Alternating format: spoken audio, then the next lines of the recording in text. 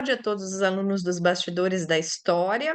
Na aula de hoje, nós vamos falar de arquitetura grega.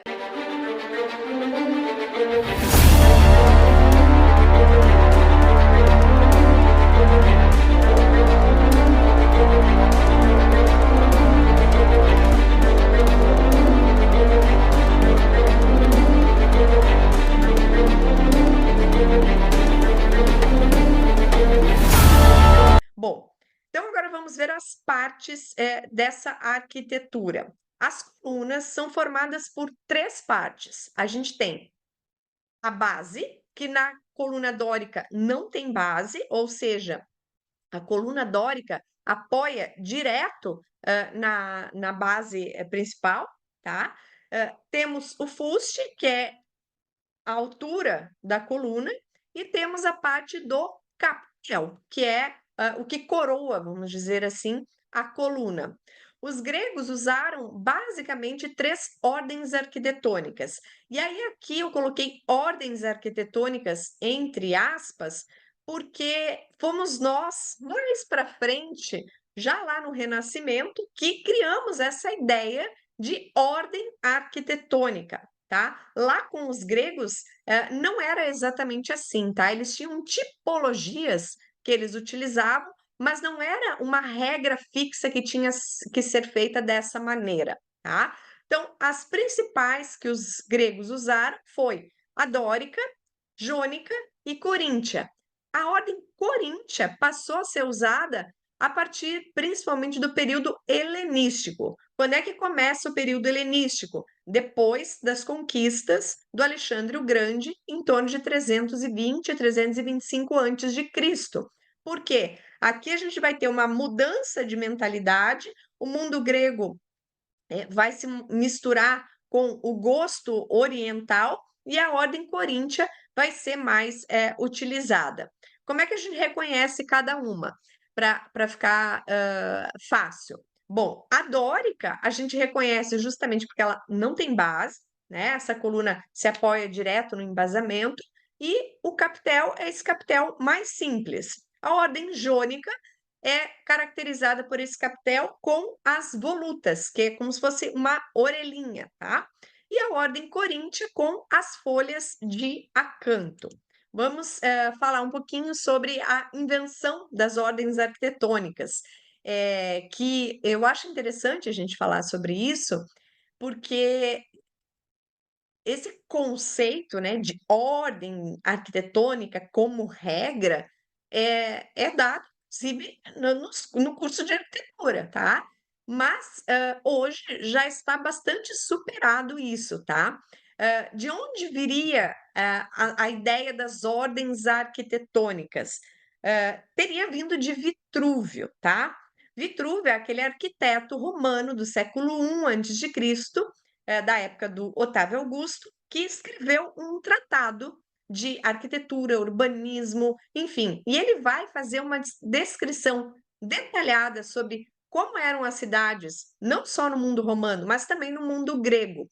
E ele vai organizar, vamos dizer assim, o que eram as tipologias de arquitetura. E ele vai falar em gênus, que é uma tipologia, mas não necessariamente uma ordem com regra. Essa ideia de ordem foi inventada no Renascimento.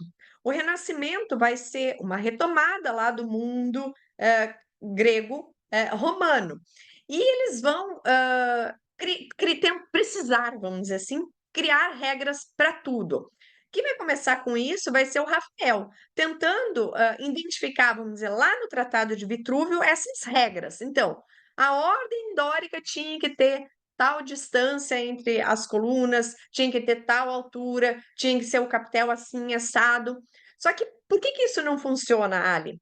É claro que lá no Renascimento era muito difícil deles conseguirem ver todos esses exemplos que a gente consegue ver hoje. Hoje, quando a gente estuda arquitetura, eu tenho a possibilidade de até pela internet ir lá e saber como que é um templo lá na Síria, como que é um templo lá em Delfos, como que é um templo em Roma, como que é e comparar essas arquiteturas. E a gente sabe que essa, tipologia não é idêntica, em todos os lugares. Então não era uma regra que tinha que ser feito dessa forma. Mas lá no Renascimento eles vão trazer isso, e o conceito vai se consolidar, que é o que depois vai aparecer aí nas universidades, de arquitetura, com, o livro chamado Régula, do, Vignola. E ali, que foi publicado em 1562, ali ele vai estabelecer, olha só, o desenhinho,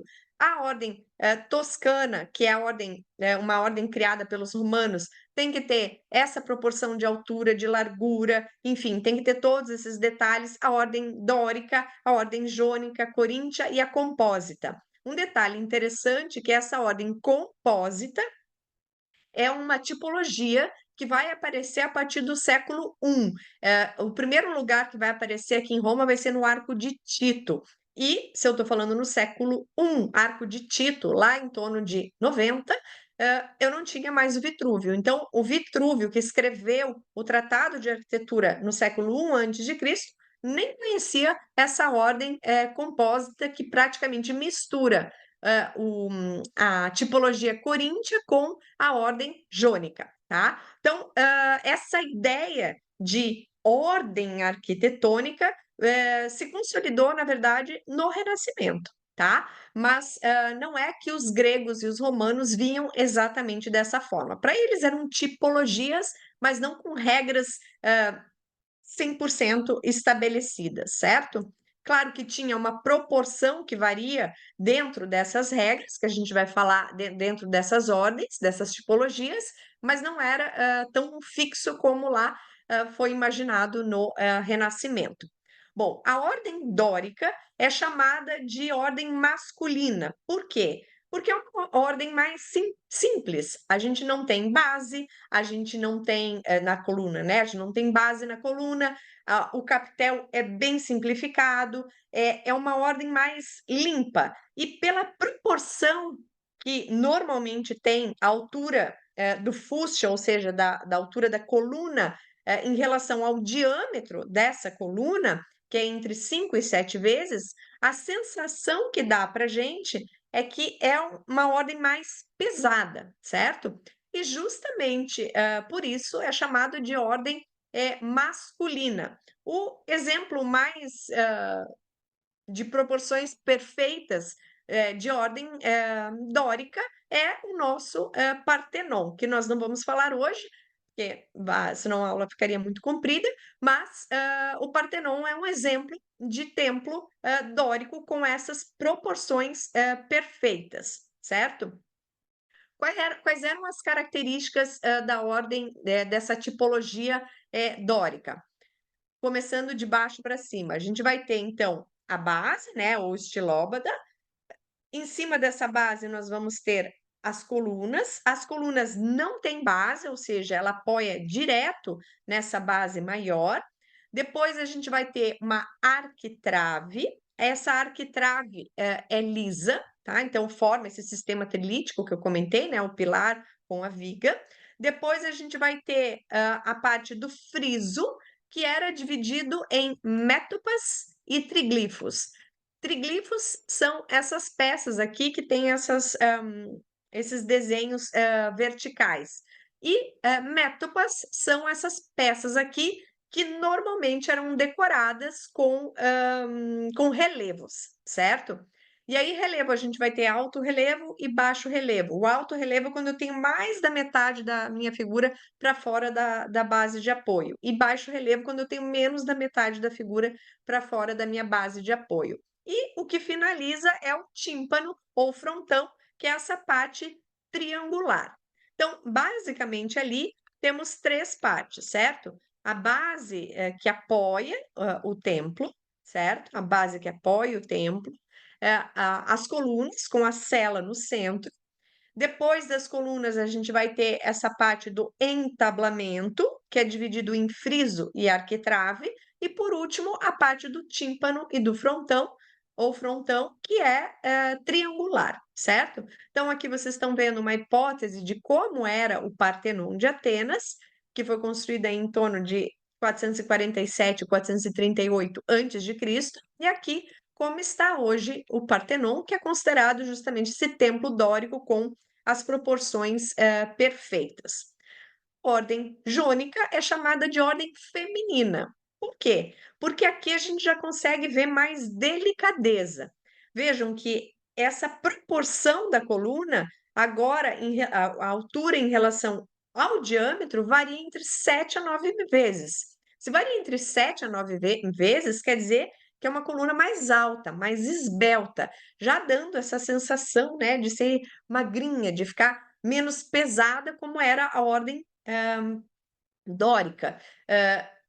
Essa sensação de feminilidade se acentua justamente com as volutas das colunas, que fazem essas voltinhas aqui como se fossem orelhinhas.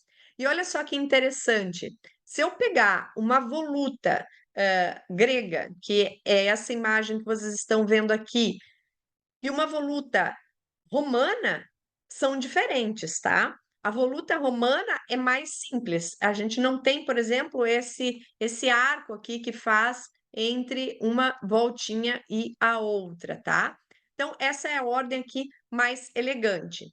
Na ordem jônica, a gente vai ter a coluna com base, vamos ter novamente aqui o fuste, o capitel, então, com as volutas, vamos ter o entablamento feito com friso, e o friso normalmente vai ser decorado com relevos. E a finalização com o frontão ou tímpano. Ordem coríntia vai ser, então, esse gosto mais do período helenístico, que mistura o gosto grego com o gosto oriental. Lá em Atenas, nós visitaremos um exemplo de templo coríntio, que é o templo de Zeus. Zeus Olímpico, que fica não na Acrópole de Atenas, mas nós iremos visitar aquela área ali também. Esse templo foi o início da construção dele foi lá em 515 a.C., era em ordem dórica, ou seja, não era a ordem coríntia. Ele parou na base, depois a obra vai ser retomada no século IV a.C., mas não foi finalizada. E depois, em 175 a.C., o Antíoco IV vai fazer a obra com um arquiteto romano. Em Roma, o gosto principal era a ordem coríntia, tá? E aí ele começa a ganhar as características do que a gente vê hoje, tá?